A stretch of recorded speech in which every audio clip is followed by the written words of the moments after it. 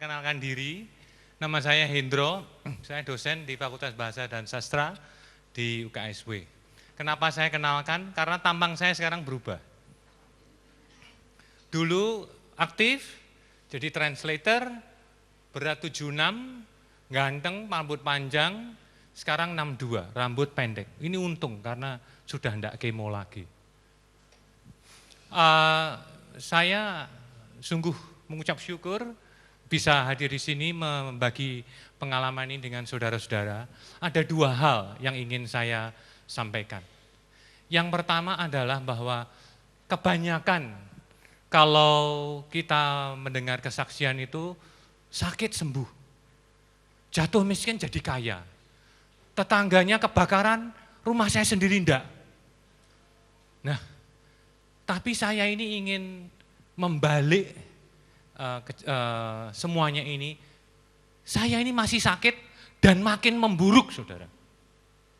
Nah, ketika saya cerita ini, istri saya bilang, loh, kamu belum sembuh kok berani bersaksi, itu gimana? Ya, ini yang ingin saya katakan kepada saudara. Yang pertama adalah, Allah itu, kuasa Tuhan itu, tidak bisa diukur, kalau saya sakit jadi sembuh, oh Tuhan hebat. Kalau saya miskin, jadi kaya, oh Tuhan itu ciami. Saya sakit mau mati, saya sakit mau sembuh, Tuhan tetap hebat. Benar tidak? Jadi menurut saya tidak mengkritik bahwa kalau Tuhan, kehebatan Tuhan, kasih Tuhan itu diukur, kalau saya dulu senang sekarang banyak masalah, oh berarti Tuhan ini enggak apik. Kalau saya banyak masalah, sekarang saya terbebas dari masalah, oh Tuhan itu bagus. Itu kayak ngetes Tuhan. Kamu tak kasih soal, nek bisa hebat, nek gak iso, goblok kowe berarti. Allah kita bukan seperti itu. Dan di mata saya, memburuk atau tidak, sembuh atau tidak, saya tidak peduli. Allah kita tetap hebat, tetap baik. Itu yang pertama. Yang kedua, saudara-saudara, pengajaran tentang mujizat ini sungguh luar biasa. Karena itulah yang saya alami. Jadi saya ini kena kanker usus atau rektum yang menjalar ke lever. Ini enggak main-main loh, ini penyakitnya bukan guyonan. Saya bilang, ini enggak guyon loh ini. Pleset sithik mati tenan saya bilang. Nah, ketika saya didiagnosa sakit ini, itu 4 hari setelah saya ulang tahun. Istri saya mendengar itu langsung back begitu. Tapi kami berlutut di dalam doa, berdoa, Tuhan, what shall we do? Kami masih gimana Tuhan? Tuhan tunjukkan, kemudian istri saya kebetulan kenal, ingat dengan temannya yang namanya Jenny, ditelepon, Jen kamu di mana? Oh saya di Penang. Saya sedang kontrol sama dokter saya. Kamu ngobrol apa? Kenapa? Ini loh, Hendro kena rektum. Ini ngomong sama dokter saya gitu. Kemudian kalau saya ngobrol, dokternya bilang, just come over here, we'll check, okay, we'll find out. Kita akan cek, lihat. Itu kira-kira 2 minggu sebelum hari raya. Wah, cari tiket pontang-panting, puji Tuhan, akhirnya ke Pineng.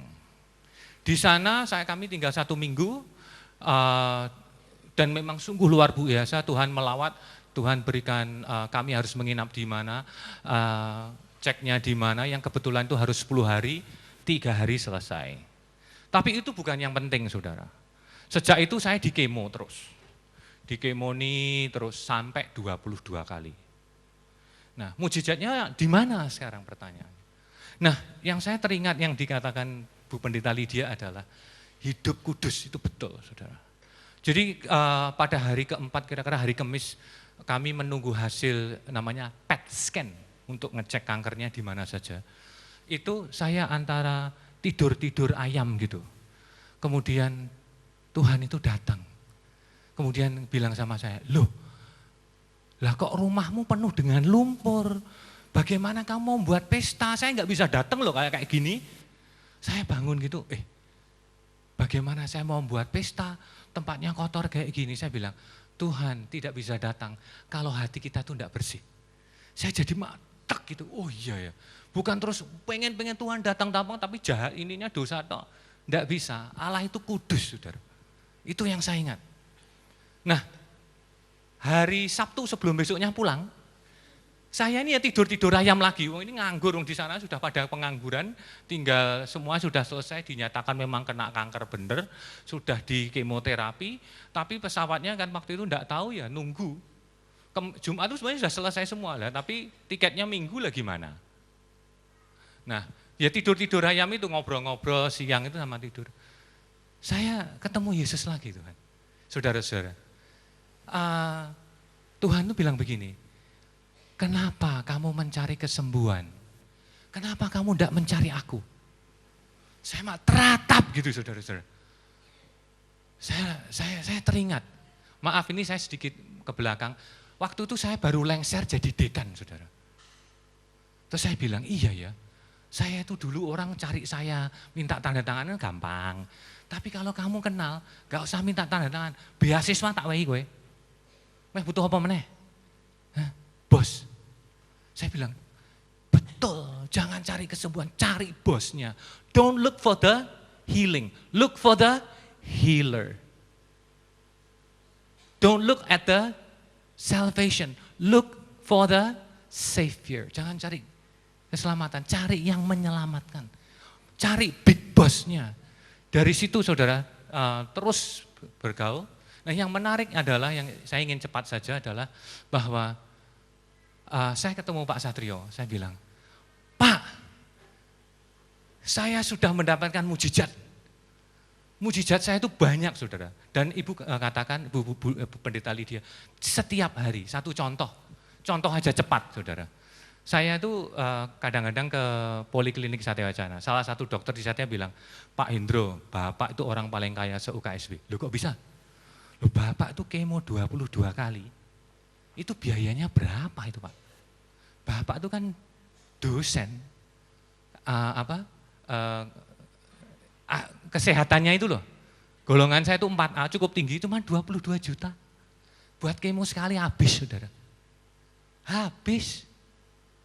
Lah uang sisanya, saya kalau enggak punya uang, saya enggak pernah gini, saya enggak mau telepon kakak saya, mungkin Bu Riki, Pak Enggi tahu, kakak saya cukup kaya di Semarang beberapa, saya enggak pernah minta. Saya kalau enggak punya uang, saya nangis di kamar ngancing siang-siang waktu istri saya kerja, anak saya sekolah. Tuhan saya tuh enggak punya uang, gimana Tuhan? Bantuan Tuhan itu tidak pernah terlambat. Saya katakan pada Pak Satrio, selama 22 kali kemo, pernah enggak ngutang? Enggak pernah. Dan saudara bisa hitung sendiri berapa? 22 kali kemo. Itu satu contoh mujizat. Tapi itu bukan yang hebat. Mujizat yang paling yang tinggi yang saya dapatkan adalah mendapatkan Yesus sendiri. Nah itu saya dapatkan begini, ini yang dikatakan Ibu Pendeta Lydia, kita ini jangan senang-senang toh. Waktu dites Tuhan, itulah kita naik level, itu betul saudara. Saya temukan Tuhan itu di mana toh? Di dalam penderitaan saya. Itu kalau saya bukan orang yang cukup paham Alkitab, tapi itu di Filipi 3 ayat 7, ayat 10 mungkin. Yang ya kira-kira bahasa Indonesianya, Paulus mengatakan, bahasa Inggrisnya, what I want is, I want to know him. Saya ingin mengenal dia. The power of his resurrection, kekuatan kebangkitannya. And fellowship in his suffering. Itu kata kunci saya. Persekutuan dalam penderitaannya, itu saudara. Jadi di dalam saya menderita, kanker itu sakit loh. Bukan terus kayak flu, pilek-pilek, tok enggak loh saudara. Kanker usus ini, waduh saudara kalau sudah sakit, saya itu sampai ngedek ini, namanya. Tapi kalau ketemu istri saya yang guyu, bariki mengo, loro meneh. Karena saya enggak mau istri saya stres. Itu sakit saya katakan. Disitulah saya menaruh penderitaan itu di dalam penderitaan Tuhan. Nah ketika saya bayangkan, Tuhan disalib itu loh saudara. Saya bilang, alah, loro neng kene loh. Yesus sih rasanya kaya apa? Disitulah saya Di dalam penderitaan itu saya menemukan dia, saudara. Dan sungguh luar biasa. Itu kira-kira. Nah, pertanyaannya sekarang, kira-kira setelah mendapatkan mujizat seperti itu rasanya kayak apa? Rasanya semuanya jadi gak pengen, saudara. Itu yang dikatakan di Filipi lagi ayat 3 ayat 7. Dia katakan, Paulus katakan semuanya adalah sampah. Saya sekarang gak pengen jadi dekan lagi, mau. Pergi ke Jepang lagi, mau. Studi lagi, mau. Cuman siji, cari Yesus dan terus cari Yesus, titik. Saya enggak mau yang lain. Kira-kira begitu Pak, terima kasih.